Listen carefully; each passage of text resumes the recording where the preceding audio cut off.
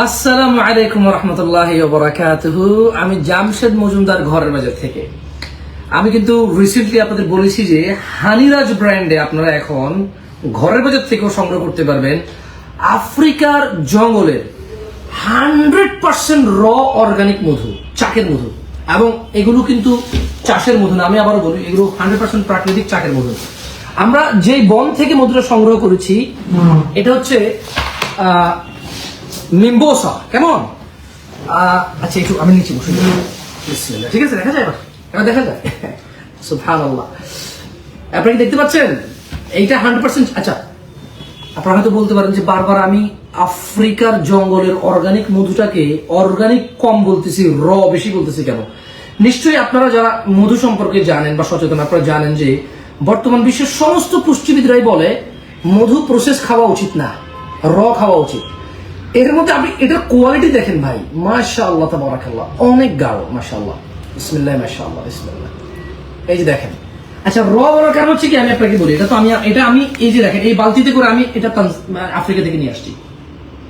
এই বালতির ভিতরে করে আমি এটা মানে আমরা এটা কিগোমা থেকে ফ্লাইটে আমরা আসছি দারুসালাম। আমার হাতে মানে প্রচুর লেগে আছে।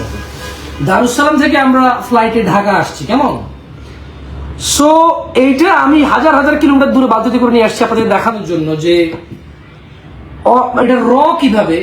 মধুটা আমি যেভাবে চিপতেছি ওরা এভাবে চিপে না। ওরা চালুনের মতো একটা জিনিসের মধ্যে সমস্ত চাকগুলো এটা ঢালে, এটা ঘুরে, চালিনটা ঘুরলে মধুগুলো এক্সট্রাক্ট হয়ে যায়, মানে ঝরে যায়। ঝরে যাওয়া মধু বিশাল বড় এক পাত্রে রাখা হয়। এই যে ছোট ছোট দানাগুলো দেখেন, এদিকে আসেন, এই যে দেখেন, এই যে ছোট ছোট দানাগুলো প্রথম কথা হলো ওই একটা নেটের মাধ্যমে আটকে যায়। শুধু এই যে দেখছেন এরকম পরিষ্কার, এই দেখেন একদম পরিষ্কার মধুটুকু বেরিয়ে আসে। এরপর আবার ওই মধুটা একটা বিশাল বড় পাত্রে রাখে, নিচে দিয়ে ছোট ছোট ছোট ছোট জমে যায়।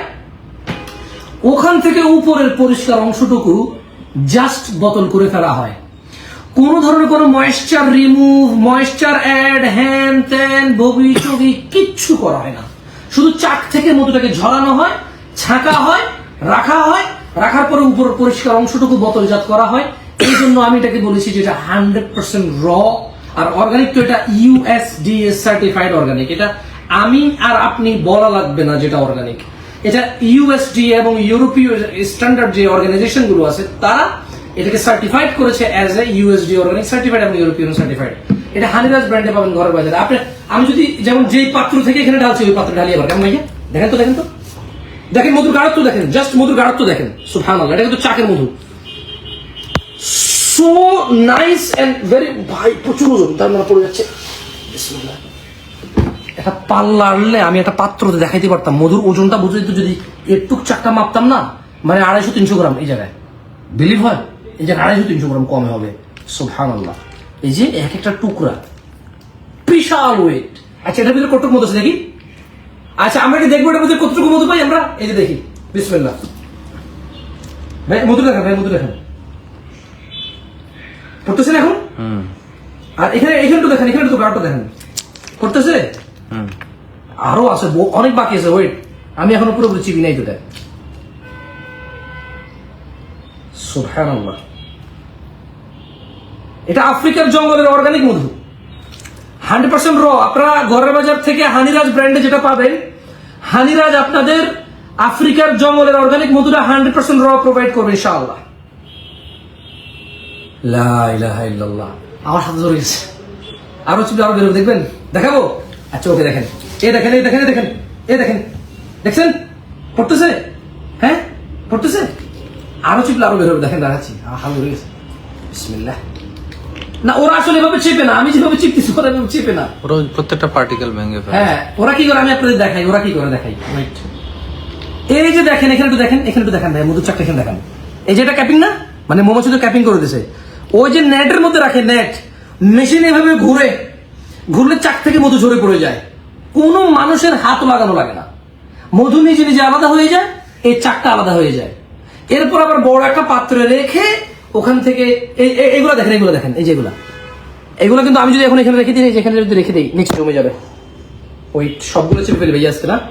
না, হ্যাঁ ওয়েট